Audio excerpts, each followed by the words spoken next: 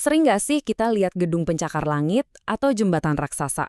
Terus mikir, gimana caranya benda segede itu nggak rubuh? Nah, jawabannya itu bukan sulap, bukan sihir, tapi ini adalah ilmu rekayasa. Dan hari ini kita bakal bongkar salah satu trik paling cerdas di baliknya, kekuatan yang tersembunyi di dalam sebuah bentuk. Coba deh lihat baik-baik kerangka baja ini.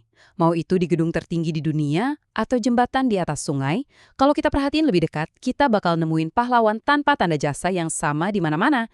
Balok baja yang bentuknya kayak huruf I ini. Nah, ini kan jadi pertanyaan ya. Dari semua kemungkinan bentuk, kotak, lingkaran, segitiga, kenapa justru bentuk I yang kelihatannya aneh ini yang jadi andalan para insinyur di seluruh dunia?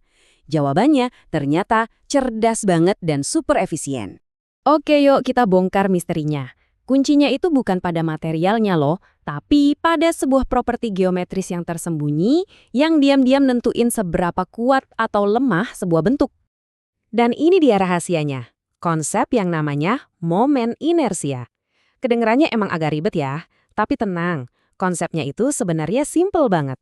Malah, kita semua mungkin udah pernah ngerasain sendiri tanpa sadar.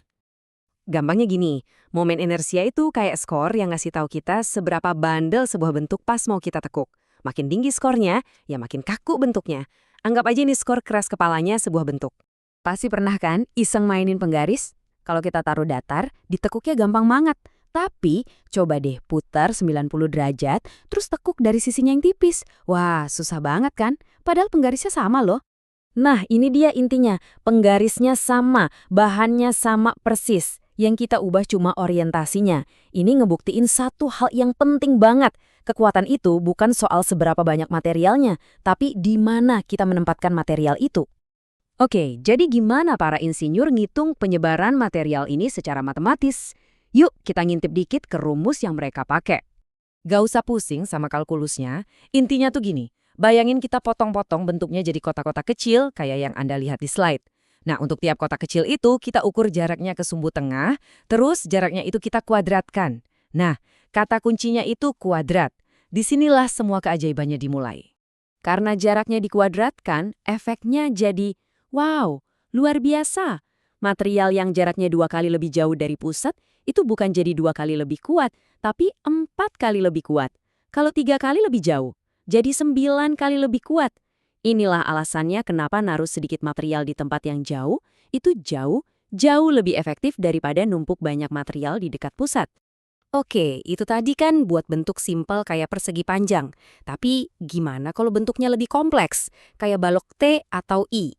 Nah, disinilah para insinyur keluarin senjata rahasia mereka. Kalau kita coba hitung dari nol buat bentuk yang aneh-aneh gitu, wah bisa pusing. Tapi untungnya ada trik, ada jalan pintas yang cerdas banget. Dan inilah dia senjata rahasia itu, teorema sumbu paralel. Anggap aja ini kayak mantra sihir yang bikin kita bisa ngitung kekuatan bentuk rumit dengan cara super gampang. Kita cuma perlu mindahin nilai-nilai yang udah kita tahu. Caranya tuh sistematis banget, cuma 3 langkah. Pertama, kita cari dulu kekuatan dasar dari bentuk itu sendiri. Kedua, kita hitung ongkos pindahnya. Dan di sini ada lagi si jarak kuadrat. Terakhir, tinggal dijumlahin. Beres, lihat kan jarak kuadrat itu muncul lagi? Emang sepenting itu konsepnya.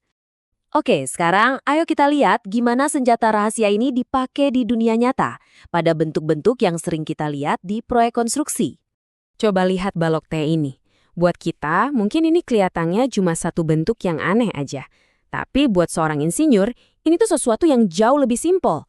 Karena ternyata balok T ini cuma gabungan dari 2 persegi panjang biasa. Dan kita kan udah tahu cara ngitung kekuatan persegi panjang. Tiba-tiba, masalah yang kelihatannya rumit jadi gampang dipecahin. Nah, pakai teorema sumbu paralel itu, kita bisa ngisi tabel kayak gini. Kita hitung satu persatu, persegi panjang yang atas, terus persegi panjang yang bawah.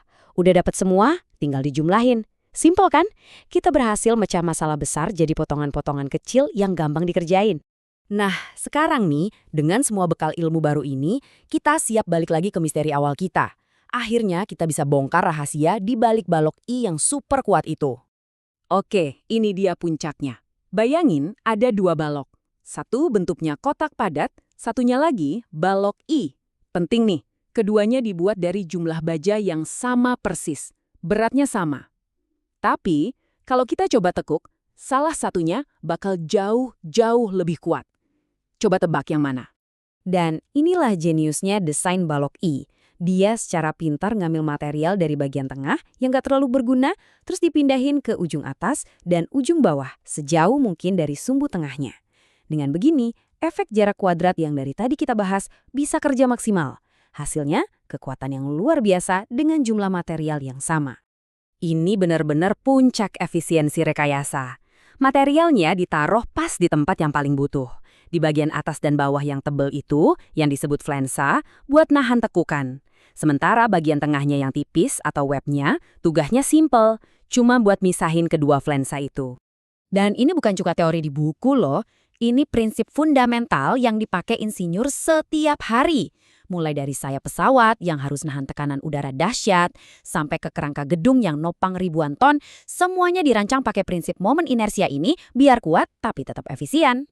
Jadi, nanti kalau Anda lewat proyek konstruksi atau lihat kerangka jembatan, jangan cuma lihat itu sebagai tumpukan baja.